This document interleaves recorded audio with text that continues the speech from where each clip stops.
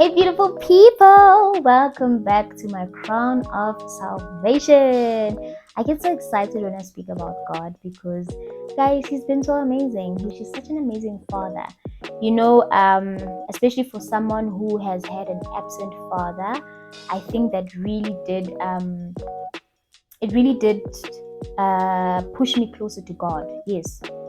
Not that my father is non-existent. We'll get to that story about my dad, and I love him so much. I mean, if it wasn't for him, I don't think I'd know anything about salvation. So yeah, he's a big preacher on Jesus, Jesus, Jesus. But unfortunately, life happened, and yeah, one day we'll talk about that. But I'll forever honor my father because of the seeds that he planted. I'll forever honor my mother because of the taking me to church, even though I didn't want to go, but because of that the seeds were being sown, or the seeds were just scattered into this soil, being z, and now actually everything that I've been learning is coming to fruition, and I'm becoming this person, and I'm sure where they are, they're very proud of me because I was one of those children who are so reserved. I think sometimes my mom would worry, but is she fine? Because I'm always indoors, I don't want to go out. But nowadays, I'm the busy one. So that's when you get to see that, what, God is really at work.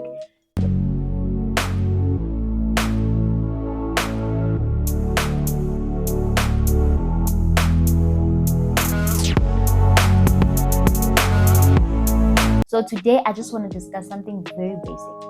I don't want to bombard you with this one. I want us to take it one step at a time, very slowly.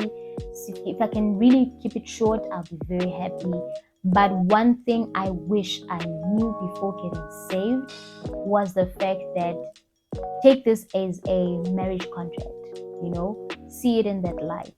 When you look at a marriage contract, guys, there are terms and conditions. Or rather, before you sign a marriage contract, you need to understand, yes, there are terms and conditions. You need to understand what are the benefits that you are getting as you are getting married. What does this mean for you now? Are you changing your surname?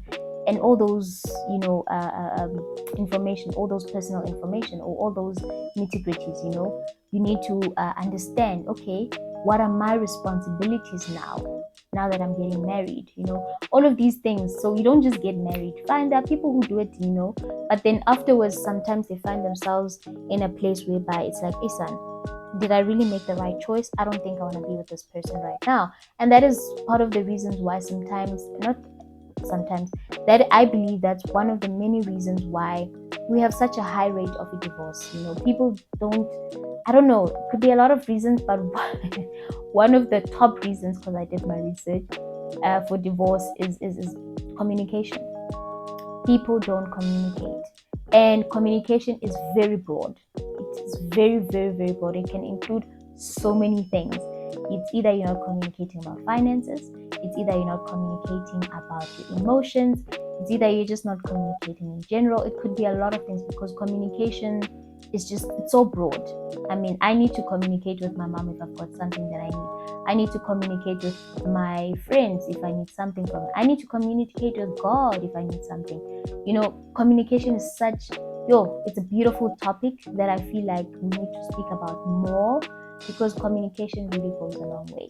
And Nakona, not just mere communication, but communicate in a way that you need to hear the next person, you need to listen. It's a two-way street. You need to listen to the next person, you need to hear what the next person is saying. You also need to learn how to express yourself. You also need to learn how to articulate what you're trying to convey to the next person. You have to speak in such a way that someone understands what you're trying to say, because sometimes miscommunication becomes a problem.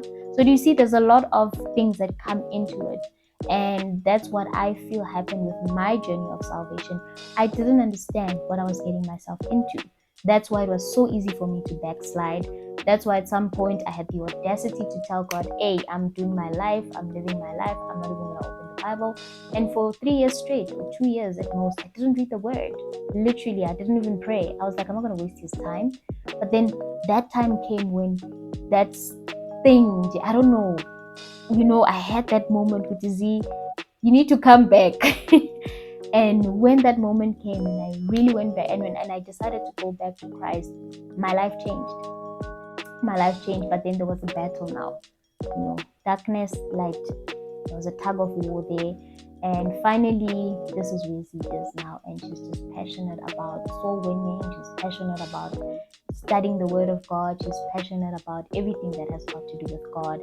So that is why I'm doing this, so that if you want to make that decision, if you're thinking about it, or if you're already in it, understand what exactly you're getting yourself into. Understand what are the rights that you have now received. What is your inheritance? What are the rewards or the promises that await you?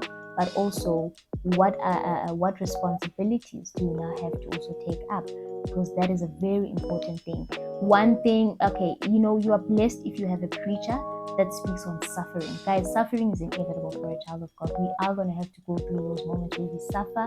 We are going to go through moments where we suffer a lot. We lose things along the way. Sometimes you feel like you're losing your identity, but no, you're not. You're gaining your real, true identity. So all of those things are important. And if they are not explained to you, then you misunderstand what salvation is about. Or sometimes you abuse it because you don't understand what it's about. So that's what I just wanted to put out there, that these are the things that I wish I knew. I wish I could understand what my inheritance is. I wish I could understand the responsibilities that come with it, what my role needs to be now that I am one with Christ. Not only that, I also needed to understand when he died on that cross, what really happened. And that's what I'm going to discuss in the next video. For now, just think about this, take it in, make that decision, because salvation is a really beautiful thing. I'm always going to say salvation stays winning. I love speaking about salvation because it just speaks on my relationship with God. God is such a loving Father, and he says, come to me, forget about these things that you're so concerned about. I just want you for you. I love you for you. And we all know, well, majority of us, we love love. Majority of us, we want to feel loved, man. I'm a woman, so I'm just like, guys, I'm a sucker for romance. So when I think of my relationship with God, I'm like, oh, guys, if my man does not do this for me, please don't waste my time. But anyway, we are here now. We are single, we are safe, we are focusing on the Lord. At the right time, he will find me, we will find each other, and we're going to enjoy life. But until then, I feel salvation is also a beautiful preparation for marriage. Ooh, it's a beautiful preparation for marriage. And at some point, I'm going to show you why I believe that is the case. And you're going to see why salvation is such a beautiful thing. And I don't think you'll be so, instead you're going to start enjoying it, or you're going to receive it for yourself. Either or. At the end of the day, I love and appreciate you so much. Thank you for watching till the very end. I love you. Don't forget to allow his grace to go viral. And please don't forget to like, share, and subscribe. Until next week. Bye.